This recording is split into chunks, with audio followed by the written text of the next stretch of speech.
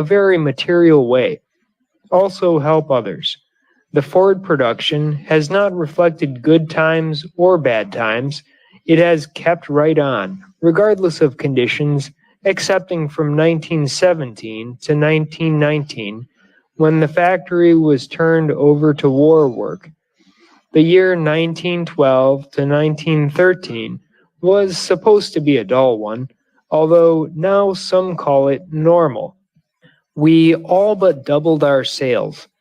1913 to 1914 was dull. We increased our sales by more than a third. The year 1920 to 1921 is supposed to have been one of the most depressed in history. We sold 1.25 million cars, or about 5 times as many as in 1913 to 1914, the normal year. There is no particular secret in it. It is, as is everything else in our business, the inevitable result of the application of a principle which can be applied to any business. We now have a minimum wage of $6 a day paid without reservation. The people are sufficiently used to high wages to make supervision unnecessary. The minimum wage is paid just as soon as a worker has qualified in his production, which is a matter that depends upon his own desire to work. We have put our estimate of profits into the wage and are now paying higher wages than during the boom times after the war. But we are, as always, paying them on the basis of work.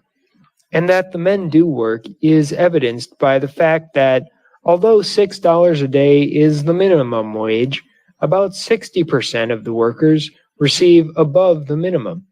The $6 is not a flat, but a minimum wage. Consider first the fundamentals of prosperity. Progress is not made by pulling off a series of stunts. Each step has to be regulated. A man cannot expect to progress without thinking. Take prosperity. A truly prosperous time is when the largest number of people are getting all they can legitimately eat and wear and are in every sense of the word comfortable. It is a degree of the comfort of the people at large, not the size of the manufacturer's bank balance, that evidences prosperity. The function of the manufacturer is to contribute to this comfort.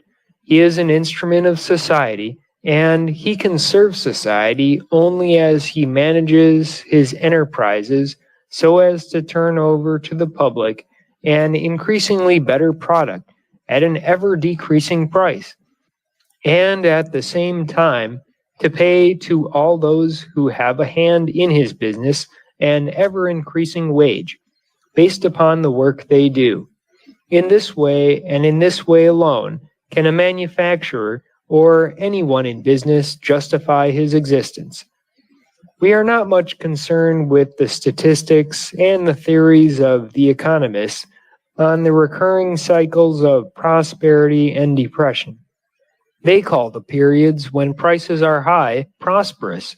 A really prosperous period is not to be judged on the prices that manufacturers are quoting for articles. We are not concerned with combinations of words. If the prices of goods are above the incomes of the people, then get the prices down to the incomes. Ordinarily, business is conceived as starting with a manufacturing process and ending with a consumer. If that consumer does not want to buy what the manufacturer has to sell him and has not the money to buy it, then the manufacturer blames the consumer and says that business is bad. And thus, hitching the cart before the horse, he goes on his way lamenting. Isn't that nonsense? Does the manufacturer exist for the consumer, or does the consumer exist for the manufacturer? If the consumer will not, says he cannot, buy what the manufacturer has to offer, is that the fault of the manufacturer or the consumer? Or is nobody at fault? If nobody is at fault, then the manufacturer must go out of business. But what business ever started with the manufacturer and ended with the consumer? Where does the money to make the wheels go round come from? From the consumer, of course, and success in manufacture is based solely upon an ability to serve that consumer to his liking. He may be served by quality, or he may be served by price. He is best served by the highest quality at the lowest price, and any man who can give to the consumer the highest quality at the lowest price is bound to be a leader in business, whatever the kind of an article he makes. There is no getting away from this. Then why flounder around waiting for good business? Get the costs down by better management. Get the prices down to the buying power. Cutting wages is the easiest and most slovenly way to handle the situation, not to speak of it being an inhuman way. It is, in effect, throwing upon labor the incompetency of the managers of the business. If we only knew it, every depression is a challenge to every manufacturer to put more brains into his business, to overcome by management what other people try to overcome by wage reduction. To tamper with wages before all else is changed is to evade the real issue. And if the real issue is tackled first, no reduction of wages may be necessary. That has been my experience. The immediate practical point is that, in the process of adjustment, someone will have to take a loss.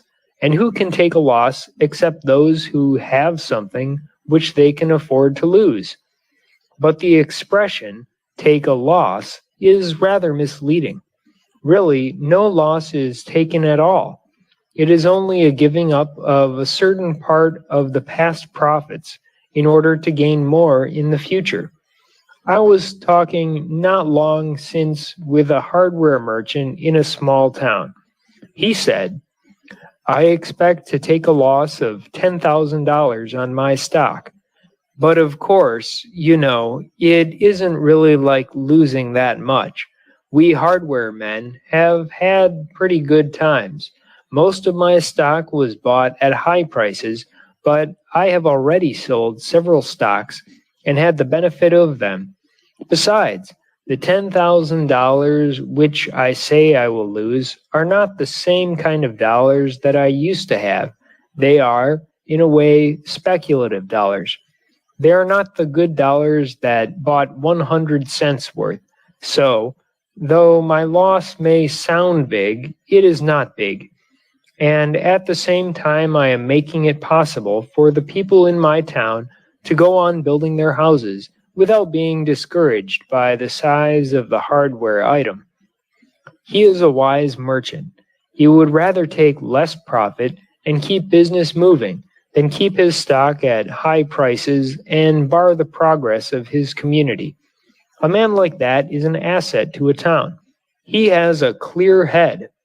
He is better able to swing the adjustment through his inventory than through cutting down the wages of his delivery men, through cutting down their ability to buy. He did not sit around holding on to his prices and waiting for something to turn up. He realized what seems to have been quite generally forgotten, that it is part of proprietorship every now and again to lose money. We had to take our loss.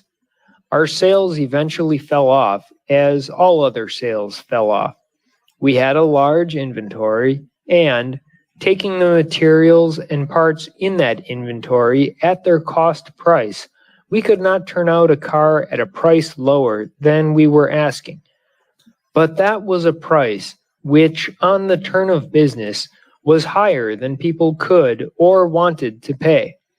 We closed down to get our bearings. We were faced with making a cut of $17 million in the inventory or taking a much larger loss than that by not doing business.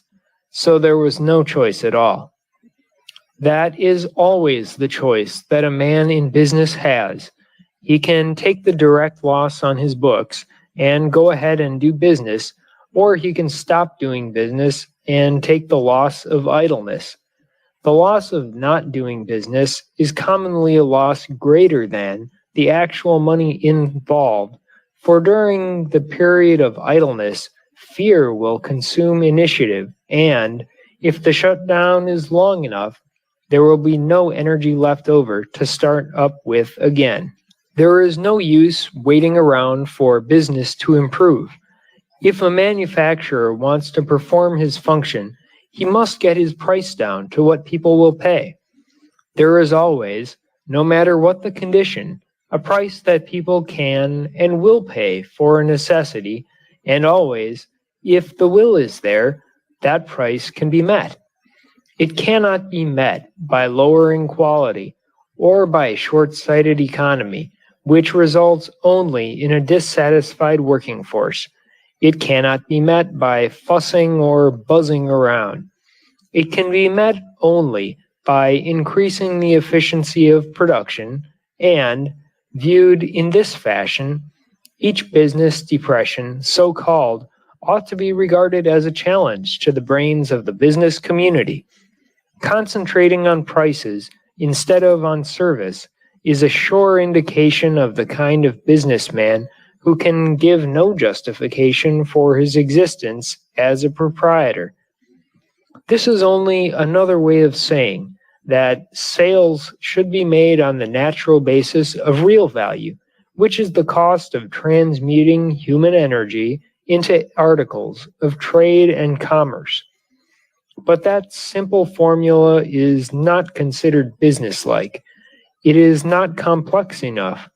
We have business which takes the most honest of all human activities and makes them subject to the speculative shrewdness of men who can produce false shortages of food and other commodities, and thus excite in society anxiety of demand. We have false stimulation and then false numbness.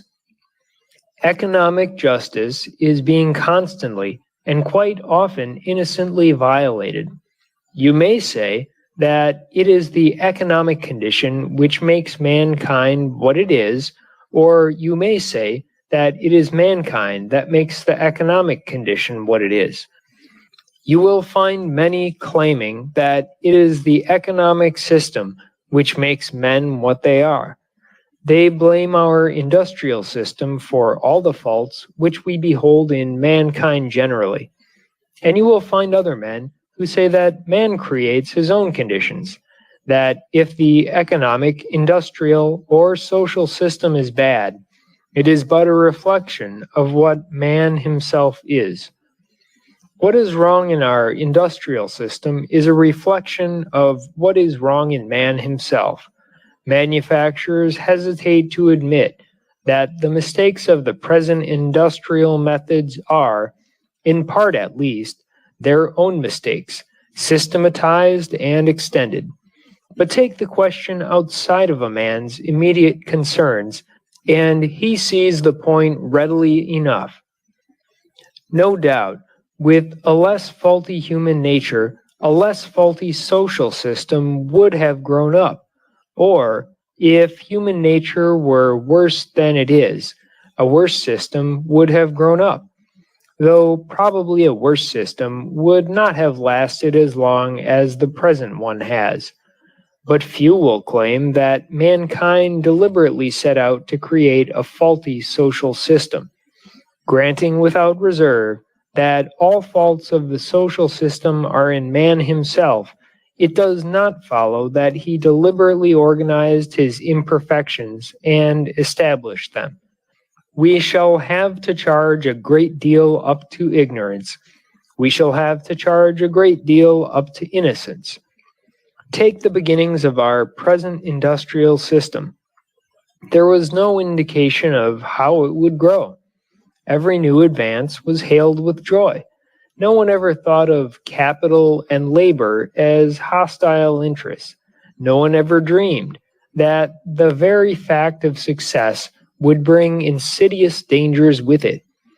And yet, with growth, every imperfection latent in the system came out. A man's business grew to such proportions that he had to have more helpers than he knew by their first names. But that fact was not regretted. It was rather hailed with joy. And yet it has since led to an impersonal system wherein the workman has become something less than a person, a mere part of the system. No one believes, of course, that this dehumanizing process was deliberately invented. It just grew. It was latent in the whole early system, but no one saw it, and no one could foresee it. Only prodigious and unheard of development could bring it to light. Take the industrial idea. What is it? The true industrial idea is not to make money. The industrial idea is to express a serviceable idea, to duplicate a useful idea by as many thousands as there are people who need it. To produce, to get a system that will reduce production to a fine art, to put production on such a basis as will provide means for expansion and the building of still more shops, the production of still more thousands of useful things. That is the real industrial idea. The negation of the industrial idea is the effort to make a profit out of speculation instead of out of work. There are short-sighted men who cannot see that business is bigger than any one man's interests. Business is a process of give and take, live and let live. It is cooperation among many forces and interests. Whenever you find a man who believes that business is a river whose beneficial flow ought to stop as soon as it reaches him, you find a man who thinks he can keep business alive by stopping its circulation. He would produce wealth by this stopping of the production of wealth. The principles of service cannot fail to cure bad business, which leads us into the practical application of the principles of service and finance.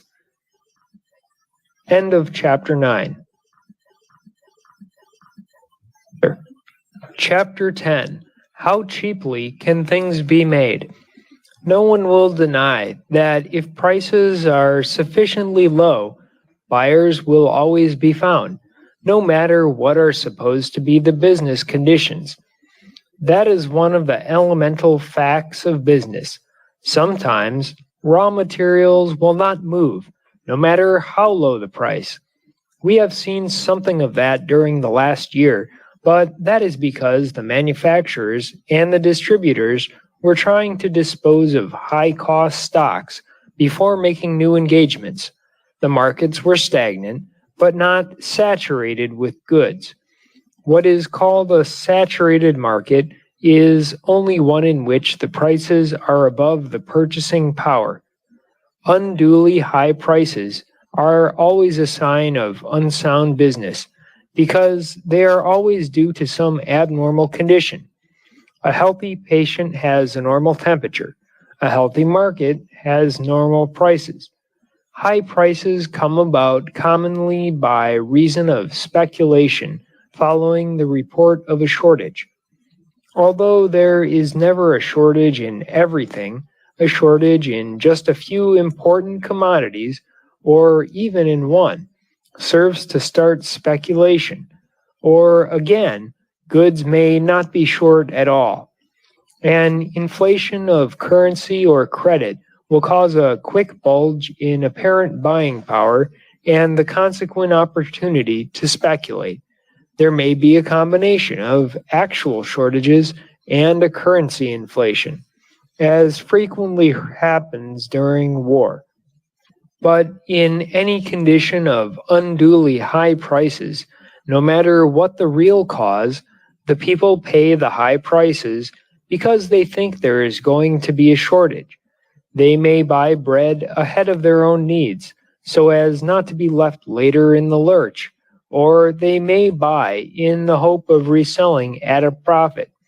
When there was talk of a sugar shortage, housewives who never in their lives bought more than 10 pounds of sugar at once tried to get stocks of 100 or 200 pounds, and while they were doing this, speculators were buying sugar to store in warehouses. Nearly all our war shortages were caused by speculation or buying ahead of need. No matter how short the supply of an article is supposed to be, no matter if the government takes control and seizes every ounce of that article, a man who is willing to pay the money can always get whatever supply he is willing to pay for. No one ever knows actually how great or how small is the national stock of any commodity. The very best figures are not more than guesses. Estimates of the world stock of a commodity are still wilder. We may think we know how much of a commodity is produced on a certain day or in a certain month, but that does not tell us how much will be produced the next day or the next month. Likewise, we do not know how much is consumed. By spending a great deal of money, we might, in the course of time, get at fairly accurate figures on how much of a particular commodity was consumed over a period, but by the time those figures were compiled, they would be utterly useless, except for historical purposes, because in the next period, the consumption might be double or half as much. People do not stay put. That is the trouble with all the framers of the socialistic and communistic and of all other plans for the ideal regulation of society. They all presume that people will stay put. The reactionary has the same idea. He insists that everyone ought to stay put. Nobody does, and for that I am thankful.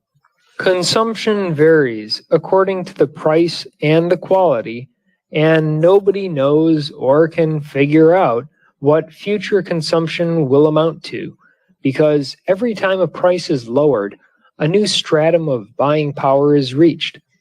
Everyone knows that, but many refuse to recognize it by their acts. When a storekeeper buys goods at a wrong price and finds they will not move, he reduces the price by degrees until they do move. If he is wise, instead of nibbling at the price and encouraging in his customers the hopes of even lower prices, he takes a great big bite out of the price and gets the stuff out of his place. Everyone takes a loss on some proposition of sales. The common hope is that after the loss, there may be a big profit to make up for the loss. That is usually a delusion. The profit out of which the loss has to be taken must be found in the business preceding the cut. Anyone who was foolish enough to regard the high profits of the boom period as permanent profits got into financial trouble when the drop came. However, there is a belief, and a very strong one, that business consists of a series of profits and losses, and good business is one in which the profits exceed the losses. Therefore, some men reason that the best price to sell at is the highest price which might be had. That is supposed to be good business practice. Is it? We have not found so. We have found in buying materials that it is not worthwhile to buy for other than immediate needs. We buy only enough to fit into the plan of production, taking into consideration the state of transportation at the time. If transportation were perfect and an even flow of materials could be assured, it would not be necessary to carry any stock whatsoever.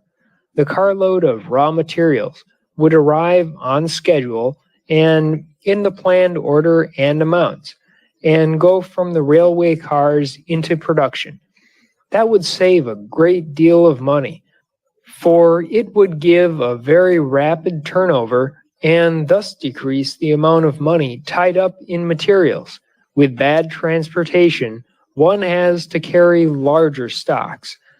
At the time of revaluing the inventory in 1921, the stock was unduly high because transportation had been so bad. But we learned long ago never to buy ahead for speculative purposes.